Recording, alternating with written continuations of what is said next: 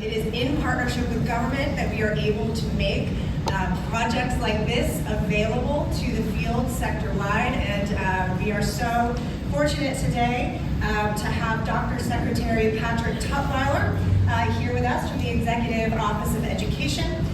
We have Early Education and Care Commissioner Amy Kershaw, as well as Kristen McSwain from the City of Boston. So thank you all very much for being here.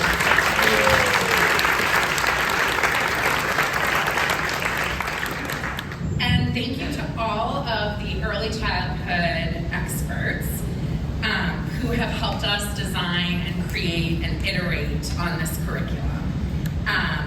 We are so grateful also to the amazing staff at Neighborhood Villages who has been working tirelessly for 18 months on this incredibly iterative and incredibly rewarding process. You did it! We did it. Congratulations. Specifically, also want to just give a really specific shout out to the curriculum team who worked very closely on this project. Pamela Thompson, you have done such amazing work on leadership. And Alina Lopez as well. Thank you both so much for your leadership. And to Sarah Alahi, Magina Baker, Lisa Goddard, Karen Perkin, and Megan Shaluji, who all worked together on this amazing project. And to Carol Charnow and the team at Boston Children's Museum for this beautiful space. This is exactly where we wanted to do this. It is so playful to be in this playful building. Launching this play-based curriculum is so meaningful to us, so thank you so much. This was a true team effort, and we're so excited to launch it because this resulting resource makes high-quality early education more accessible and equitable to children across Massachusetts, the country, the world. It's just going to be free and out there for everyone to use now. And we couldn't be more excited about that and grateful to all of you. So with that, we'll turn it back to Vinod Patel, our Chief Program Officer, who has been helming this work gracefully as she does everything. Thank you, Vinod.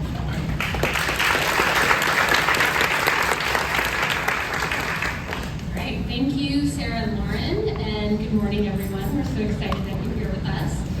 So I'm Vinod Patel. I am the Chief Program Officer at Neighborhood Villages.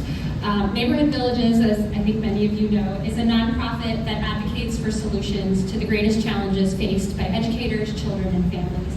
We envision an early childhood system, and we truly think it's possible. And us being here today with all of you in this room, I think demonstrates that we're getting even closer to that system and that vision.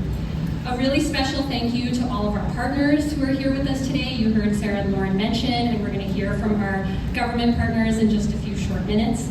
But I want to start by saying that we wouldn't be here in this room without the many early childhood education experts who helped us to develop this curriculum. Actually, around the country, we had experts, thank goodness for the Zoom world that we live in, to be part of our working groups, and the many educators in our partner programs around the City of Boston, East Boston Social Centers, Epiphany, Alice Early Learning, Nurtury, and Horizons for Homeless. We are so grateful for all of you and the toddler educators that were part of the creation of this curriculum.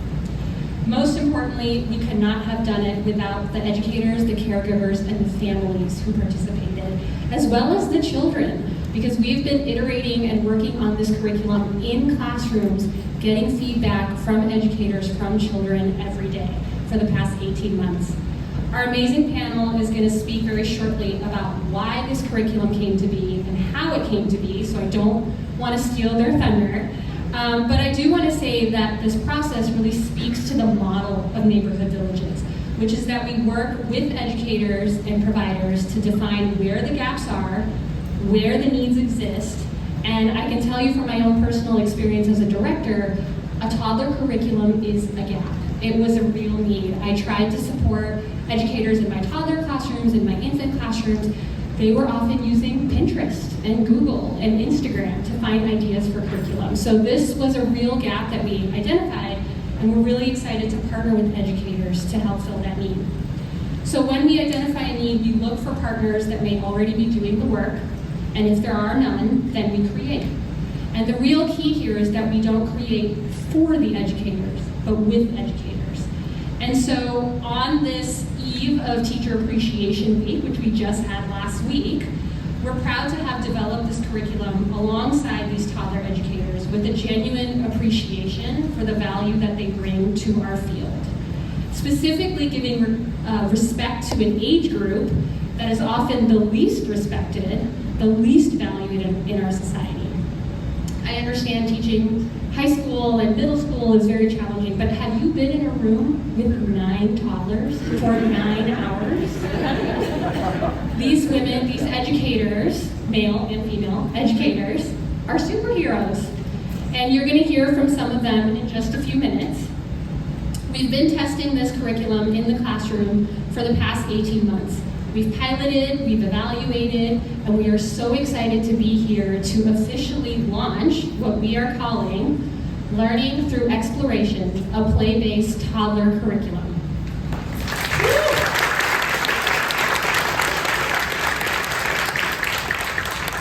Once again, we could not have done this without the support of our incredible partners, Boston Public Schools and the City of Boston, and Kristen's going to speak in a few minutes. I also want to give a shout out to Tiara. I know she was here earlier.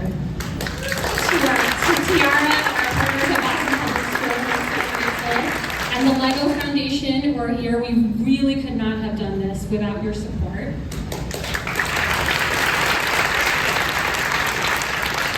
And our partners in government, Secretary Tutwiler, Commissioner Kershaw, and Kristen McSwain. We really, really appreciate your partnership. We would not be here today if it wasn't for that.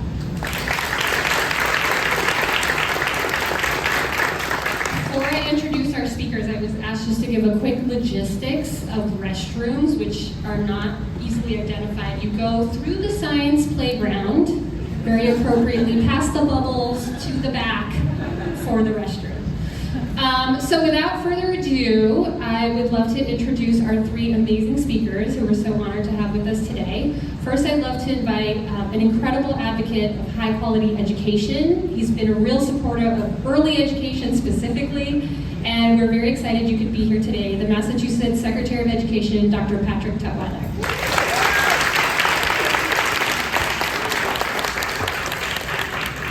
All right.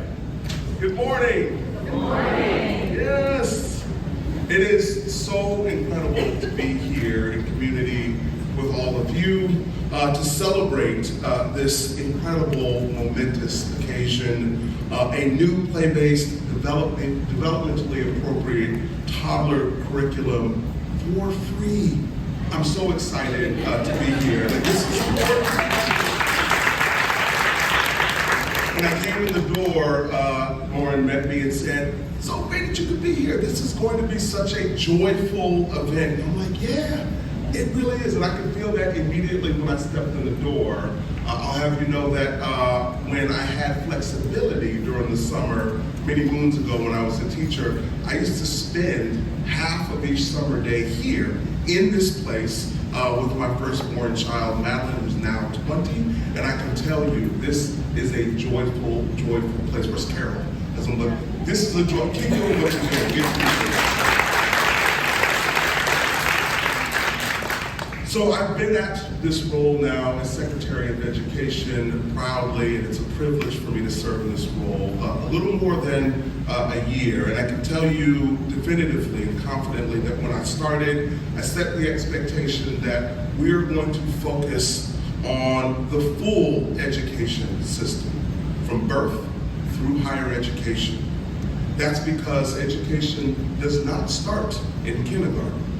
It starts at birth. We know that our early education and care educators are critical to ensuring that our youngest learners receive the highest quality education they deserve, setting them up certainly for school, but also lifetime success. Early education helps close the opportunity gap before kindergarten and follows a 2-generation approach, supporting parents and caregivers to work or participate in the education and training and setting up kids to thrive, of course.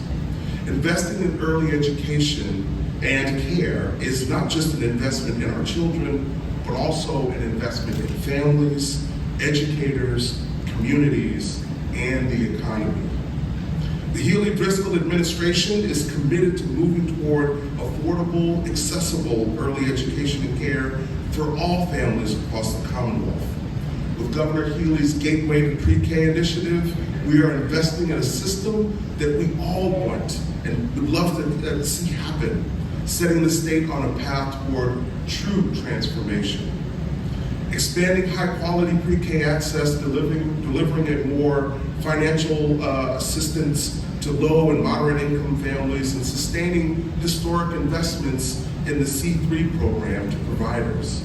This builds on the significant progress that we made this year, including surpassing pre-pandemic license capacity and transforming our child care financial assistance rates to better cover true costs of toddler and infant care. We're doing some work here.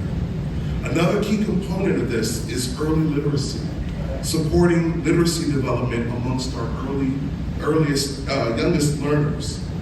With Governor Healy's support, we introduced a new multi-year initiative designed to improve reading success. It's called Literacy Launch, and it's targeting literacy learning from age 3 through grade 3, backed by a budget investment of $30 million in the first year. Literacy Launch will include a broad-scale effort for early childhood educators who support literacy in preschool.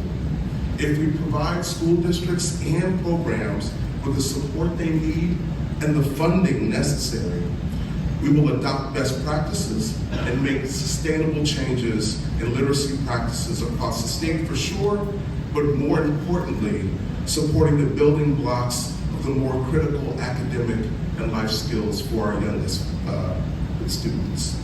I want to thank everyone here for championing this important cause, for supporting the sector of education that we know needs it. And again, I really am thankful to be here with you and celebrate. And now I will turn it over to my friend and colleague, the commissioner, the one who's leading the commissioner. Need I say more? You have to say the name. The commissioner.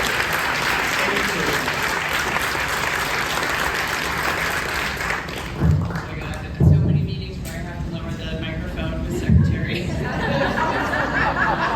Pictures, but my excellent shoes never get in the picture. Thank you, Secretary. This administration not only deeply believes in birth through post-secondary education, but they have shown up in every single way, through leadership, through resources, and we are incredibly grateful, our field, for all you are doing for early education.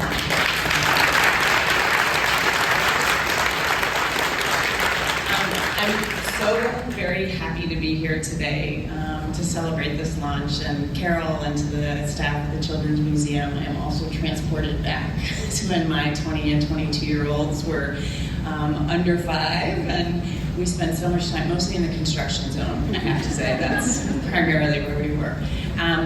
But I'm thrilled to be here to celebrate with all of you the launch of Learning Through Exploration. I think this represents 2 really, really important contributions to the field of early education and care at this key moment. The first is really around the content. So a big gap in the field, recognition of how young children learn, aligned with the K-12 curriculum, rooted in play, supported educators, and really bringing a professionalization to the field that we haven't had in our toddler classrooms. And toddlers are my people, so I really am so grateful for the opportunity to be here to celebrate the opportunity to really bring this level of professionalization and support and recognition of how young children learn in the classroom in the hands of skilled educators with the tools and resources they need to do that. And thank you for your leadership in making that happen. I'll listen to you say about that. And then the other really important contribution is the process. You identified the gap that was needed here, neighborhood villages, and then you brought together in a co-creation way educators and families and researchers And you started, and you iterated, and you learned, and you piloted, and you created an entire community that thought together about the best way to do this work that was rooted in the way kids learn. And that process is what we need in our system to create the true transformation that this moment presents us the opportunity to do in early education and care. So I want to thank the partners in Boston Public Schools. We have incredible alignment between the state and the city and the work you are doing, and I think that makes a huge difference. And the LEGO Foundation for your work in supporting this and play and learning. And I do have to say, when my kids moved through the LEGO phase, my feet were much happier, because how many of you had to step on those Legos in the middle of the night? And yeah, the Pokemon parts were a little more forgiving, but the Legos were tough. But to Neighborhood Villages, I want to say you are an incredible system building partner, and today represents that work more than anything. We alone in state government cannot do it. And without partners like you who see a need, fill a need, bring together the partners, bring together the educators, do it in an evidence-based way, do it in a way that creates community and builds strength, we are incredibly grateful and fortunate to have you in Massachusetts and nationally doing this work. So thank you for having me. Congratulations. We are so excited to see this curriculum launch more broadly for free. Thank you.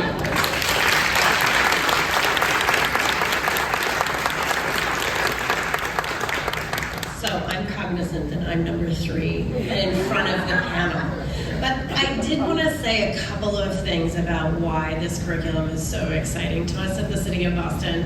I think the first thing is, following the pandemic, we've all talked about access. We've all talked about workforce. We've talked about the things that parents need. And we haven't spent as much time as we did before the pandemic talking about quality. And we all know that quality is actually what makes early education and care work.